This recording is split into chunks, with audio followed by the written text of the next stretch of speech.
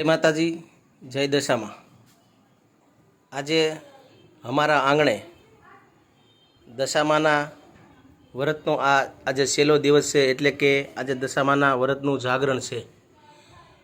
एटले हमारा घरे दशामानी पधरावणी करी 10 दिवस सुधी माताजी ने सेवा पूजा आसना आरती करी अने माना आशीर्वाद लीधा। आजे दशामाने अमे हमारा घर परिवार थी 56 भोग धर्या है। माताजी ने 56 भोग धरी अने माताजीना आशीर्वाद लीधा से। हे माँ दशामा, हे माँ मोमाई माँ, बधानु कल्याण करजो माताजी।